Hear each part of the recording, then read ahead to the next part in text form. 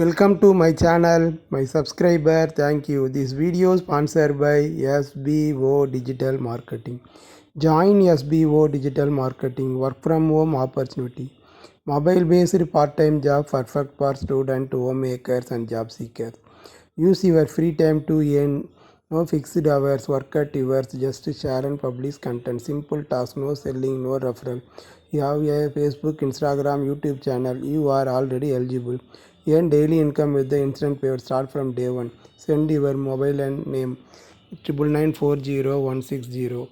Tamil Nadu base company SBO digital marketing. ஸ்கிப் பண்ணாதீங்க, பெரிய தப்பு. தினம் 300 ரூபாய் சம்பாதிக்க அரிய வாய்ப்பு. இன்ஸ்டாகிராம், ஃபேஸ்புக் பயன்படுத்த தெரிந்தால் போதும் content post and content publishing மூலமா தினம் 300 ரூபாய் சம்பாதிக்கலாம். இந்த வேலை செய்ய 5 நிமிடம் போதும். Work training support, group communication support, all language customer live chat support, முக்கியமா சொந்தமா ஒரு பிசினஸ் ஸ்டார்ட் பண்ற அளவுக்கு உங்களால கற்றுக்கொள்ளவும் முடியும், சம்பாதிக்கவும் முடியும். இந்த வேலை வாய்ப்பு வழங்குவது 5 வருடத்திற்கு மேல ரன் ஆகிட்டு இருக்க நம்ம தமிழ்நாட்டு company school of business organisation private limited. மேலும் விவரங்களுக்கு டிஸ்கிரிப்ஷன்ல கொடுத்திருக்க நம்பருக்கு வாட்ஸ்அப் பண்ணுங்க. சேனலை லைக் பண்ணுங்கள், சப்ஸ்கிரைப் பண்ணுங்கள், பெல் ஐக்கானை தட்டி விடுங்க. யூடியூப் சம்பிரதாயம். இன்றைக்கி நாம் பார்க்க போகிறது எது தவறு எது சரி என்பதை பிரித்து பார்க்க அறிவு இருக்கிறது. எது மற்றவருக்கு நல்லது செய்ய வேவும் என்று நம்பிக்கையோடு சிந்திப்போம். கடவுள் மனிதர்களுக்கு நல்லது எது கெட்டது எது என்பதை பிரித்து அறிந்து கொள்வதற்காகவே 6ஆம் அறிவை கொடுத்திருக்கிறார். எனவே எந்த செயலை செய்தாலும் நன்றாக சிந்தித்து நல்லதையே செய்ய வேண்டும்.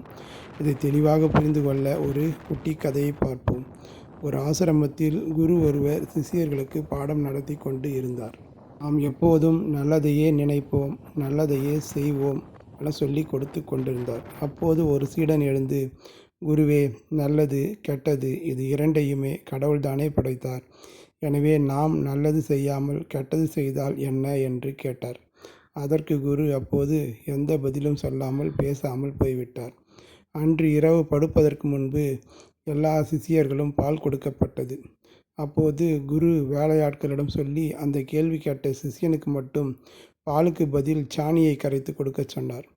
எல்லோரும் பால் குடித்துவிட்டு தனக்கு மட்டும் சாணி கொடுக்கப்பட்டிருப்பதை பார்த்த அந்த சிஷியனுக்கு மிகவும் கோபம் வந்துவிட்டது. குருவிடம் சென்று, குருவே, இது என்ன நியாயம்? எனக்கு மட்டும் ஏன் சாணியை கடித்தீர்கள் என்று கோபமாக கேட்டார்.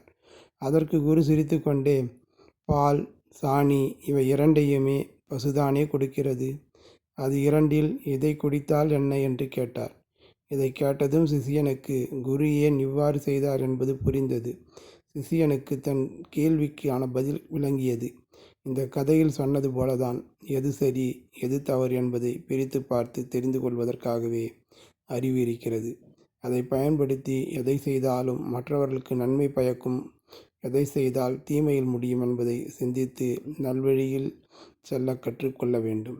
இதை தெளிவாக புரிந்து கொண்டால் வாழ்க்கை மகிழ்ச்சியாக இருக்கும். எனவே சிந்தித்து செயலாற்றுவோம். சிந்தித்து செயல்பட வேண்டும். ஏன் தெரியுமா? கடவுள் மனிதர்களுக்கு நல்லது கெட்டது எது என்பதை பிரித்து அறிந்து கொள்வதற்காகவே 6ஆம் அறிவை கொடுத்திருக்கிறார். எனவே எந்த செயலை செய்தாலும் நன்றாக சிந்தித்து நல்லதையே செய்ய வேண்டும். இதை தெளிவாக புரிந்து கொள்ள ஒரு குட்டி கதையை பார்ப்போம். ஒரு ஆசிரமத்தில் ஒரு குரு சிஷியர்களுக்கு பாடம் நடத்தி கொண்டிருந்தார். நாம் எப்போதும் நல்லதையே நினைக்க வேண்டும், எல்லோருக்கும் நல்லதையே நினைக்க வேண்டும் என்று சொல்லி கொண்டிருந்தார். அப்போது ஒரு சீடன் எழுந்து, குருவே, நல்லது கெட்டது இது இரண்டையுமே கடவுள்தானே படைத்தார். எனவே நாம் நல்லது செய்யாமல் கெட்டது செய்தால் என்ன என்று கேட்டார். அதற்கு குரு அப்போது எந்த பதிலும் சொல்லாமல் பேசாமல் சென்று விட்டார். அன்று இரவு படுக்குவதற்கு முன்பு எல்லா சிஷியர்களும் பால் கொடுக்கப்பட்டது. அப்போது குரு வேலையாட்களிடம் சொல்லி அந்த கேள்வி கேட்ட சிஷியனுக்கு மட்டும் பாலுக்கு பதிலாக சாணியை கரைத்து கொடுங்கள் என்று சொன்னார். எல்லோருக்கும் பால் கொடுத்துவிட்டு தனக்கு மட்டும். நாம் அடுத்த வீடியோவில் சந்திப்போம். நன்றி, வணக்கம்.